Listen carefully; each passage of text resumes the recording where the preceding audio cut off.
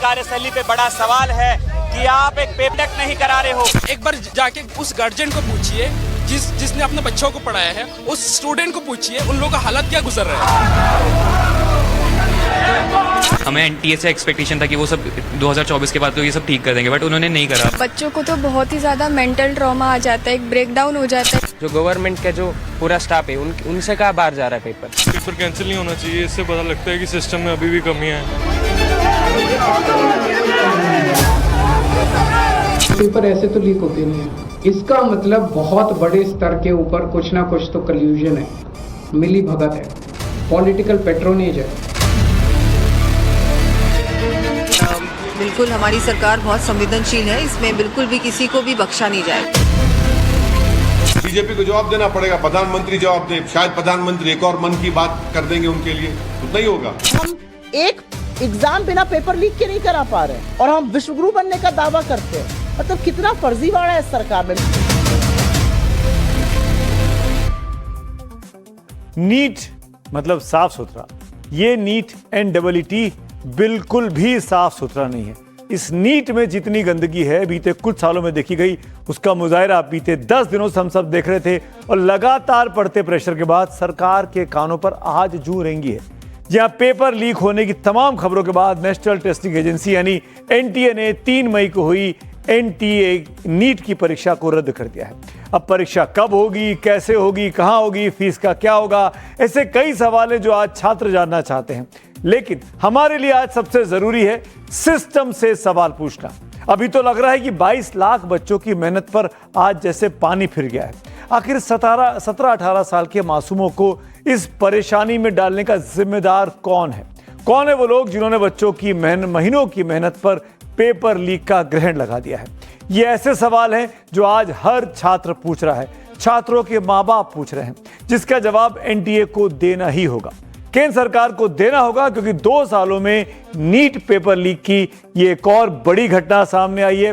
कई घटनाएं NTA की परीक्षाओं की लीक हो चुकी हैं और नीट की तो दूसरे साल में दूसरी बड़ी घटना है। ध्यान से मैं आपको 2 चेहरे दिखा रहा हूं, इन 2 वरिष्ठ अधिकारियों को समझ लीजिए।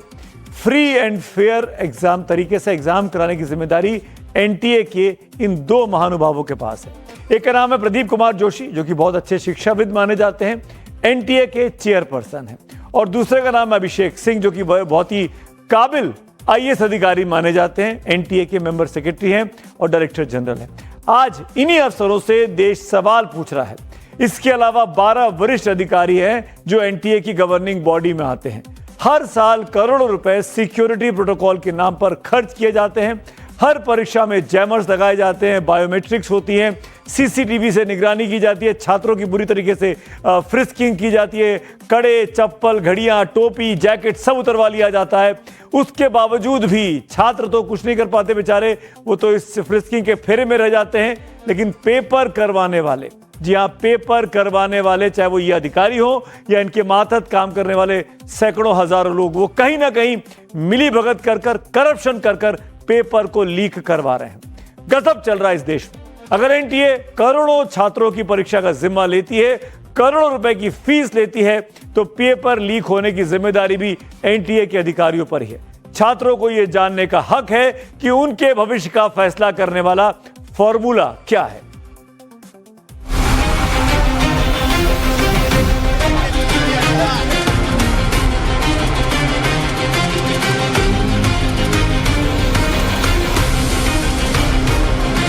हम लोग को 2 साल का जो मेहनत था, हमने जिस तरीके से जी जान से मैंने पढ़ाई की थी, और वो हमारा एक क्षण में बर्बाद हो गया। पता चला कि पेपर था जो कैंसिल हो गया, लीक हो गया राजस्थान से। हम बता नहीं सकते कि बहुत गंदा लग रहा है जो कि ये लोग वो अच्छा नहीं किया। अगर एग्ज़ाम करवा रहे हैं तो अच्छी तरह से करवाएं, ना कि पेपर लीक करें। पिछली बार 2024 में लीक हुआ था, 2025 का पेपर देखा था आपने सर, कितना कठिन लाया था। इस बार 2027 में भी यही करेंगे, वो पेपर टफ कर देंगे, 1 साल और बर्बाद जाएगा। हमने इस मैटर को CBI को इंक्वायरी को दिया है और हम इस तरह के जितने लोग खुराफात किए हैं उनको पकड़ेंगे, उनको जेल भेजेंगे, ताकि बच्चों का भविष्य किसी भी प्रकार से एडवर्सली प्रभावित न हो। इसके साथ ही हमने यह भी कहा कि बच्चों के लिए हम दोबारा परीक्षा कराएंगे जो कि एकदम फेयर तरीके से होगी, जिसमें किसी भी तरह की अनियमितता नहीं होगी।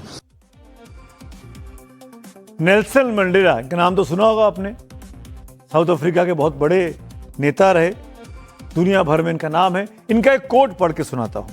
Education is the most powerful weapon which you can use to change the world. हमारे देश में क्योंकि कोई सिस्टम चेंज ना हो, नेल्सन मंडेला की बात ना सुनी जाए, तो परीक्षा के पेपर रद्द कराते रहो, लीक कराते रहो, ताकि परीक्षाएं रद्द होती रहें। जब छात्र की तरफ से कोई छोटी सी गलती होती है तो उसे परीक्षा से बाहर कर दिया जाता है। अगर वो 2 मिनट की देरी से सेंटर में लेट पहुंचे तो उसे एंट्री तक नहीं दी जाती है। लेकिन जब एनटीए की तरफ से ब्लंडर किया जाता है, पेपर लीक पर लीक होता है साल दर साल, तो फिर इसकी सजा एनडीए के जिम्मेदार अधिकारियों को क्यों नहीं मिलनी चाहिए? हर बार परीक्षा छात्रों को ही क्यों देनी पड़ती है? हर बार नीट फेल क्यों हो जाती है? पूरी की पूरी परीक्षा फेल हो जाती है क्योंकि ऐसे अधिकारी वहां बैठे हुए हैं। क्या तकनीक के इस दौर में भी हम ऐसा लीक प्रूफ सिस्टम नहीं बना सकते जिससे पेपर लीकेज को रोका जा सके? यूपीएससी का पेपर लीक क्यों नहीं होता? एनडीए का पेपर लीक क्यों नहीं होता? सीडीएस का पेपर लीक क्यों नहीं होता? क्यों साल दर साल एनटीए के पेपर्स, नीट के पेपर्स लीक हो रहे हैं? क्वेश्चन पेपर लीक हो जाना बहुत ही दुर्भाग्यपूर्ण बात है। देखिए 2024 में घटना घटी, 26 में घटना घटी है। बच्चे बहुत घबराए हुए हैं, परेशान हैं। ऐसी परिस्थिति में सबसे पहले हम उन बच्चों को भरोसा दिलाना चाहेंगे, उनको उत्साहित करना चाहेंगे जो काफी घबरा गए हैं। एक परीक्षा रद्द होने का मतलब सिर्फ एक तारीख का बदलना नहीं है, बल्कि छात्रों की सालों की, महीनों की मेहनत, पैसा, परिवार की उम्मीदें और सिस्टम पर भरोसे का खत्म हो जाना जैसा है। अब पेपर लीक मामले की जांच सीबीआई को सौंपी गई है, लेकिन सवाल यह कि छात्रों को जो समय बर्बाद हुआ उसकी भरपाई कैसे होगी? कैसे छात्रों का भरोसा सिस्टम पर वापस लौटेगा? और जब तक हम सिर्फ जांच करते रहेंगे और जड़ तक नहीं पहुंचेंगे, तब तक 3 मई जैसी तारीखें आती रहेंगी और छात्र सड़कों पर खड़े होकर यही पूछते रहेंगे, मेरी मेहनत की कीमत कौन देगा? बहुत बुरा लगता है। पूरा साल हम प्रिपेयर करते हैं, इतनी हम मेहनत करते हैं, like there are so many sleepless nights, so much hard work that we put in, but last में ऐसा हो जाता है तो हम बता भी नहीं सकते कैसा लगता है। ये सोचिए कि आने वाली जो जनरेशन है वो किस मोटिवेशन के साथ यहाँ पे आएगी कि हमें नीट देना है, क्योंकि नीट में तो सिक्योरिटी है नहीं, उतनी वैल्यू तो दे ही नहीं रहा है कोई एग्जाम ऐसे लीक नहीं होता, बट नीट का एग्जाम क्यों लीक होता है ऐसे?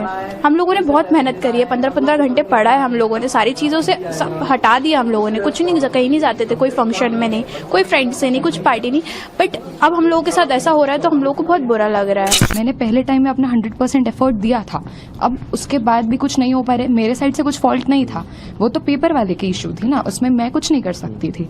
तो उसके बाद जो चेंज आएगा वो वाला ड्यूरेशन, उसमें मेरा लॉस जो हुआ, मैं सेकेंड बार इन केस मेरा सेम माइंडसेट या साइकोलॉजी नहीं रही तो मैं नहीं कर पाई वैसा जैसा मैं पहले की हुई थी, तो लॉस तो सिर्फ मेरी ही होगी ना उस केस में।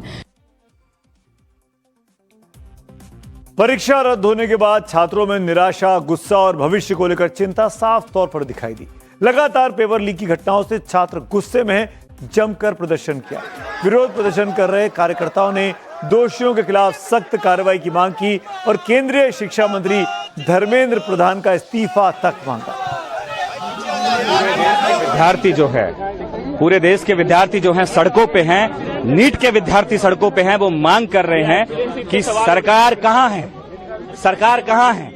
आज जिन लोगों ने पूरी मेहनत और ईमानदारी से नीट के पेपर की तैयारी की, आज उनके भविष्य को 5-5 हजार, 10-10 हजार में जो है व्हाट्सएप पे और टेलीग्राम ग्रुप में जो है बेचा गया है। देश भर से करीब 22-23 लाख बच्चे सरकार से सवाल पूछ रहे हैं। देश के शिक्षा मंत्री पर सबकी निगाहें हैं। धर्मेंद्र प्रधान छात्रों के जख्मों पर कैसे मलहम लगाते हैं, कैसे मासूमों के वो आंसू पोंछते हैं, छात्रों से माफी मांगते हैं या नहीं मांगते हैं। लेकिन जब शिक्षा मंत्री धर्मेंद्र प्रधान से प्रभावित छात्रों की तरफ से पेपर लीक पर सवाल पूछे गए, पत्रकार उन तक पहुंचे तो वो मीडिया से बचते दिखाई दिए, कन्नी काटते हुए। देखिए कैसे गाड़ी में बैठ के चुपचाप चले। सर पेपर लीक पे क्या बोलेंगे? सर पेपर लीक पे, सर सीबीआई इंक्वायरी की जांच, सर सीबीआई इंक्वायरी।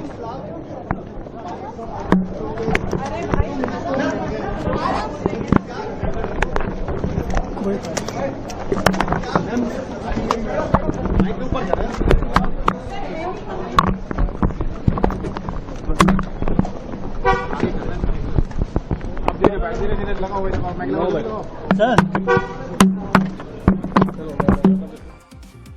चुनी हुई सरकार के चुने हुए मंत्री हैं, और देश में सांसद हैं, वरिष्ठ मंत्री हैं। उम्मीद की जा रही थी कि शिक्षा मंत्री होने के नाते वो तमाम पालकों को, तमाम पेरेंट्स को, तमाम छात्रों को कोई ना कोई भरोसा देंगे, अपनी बातों से उनके घावों पर मरहम लगाने की कोशिश करेंगे।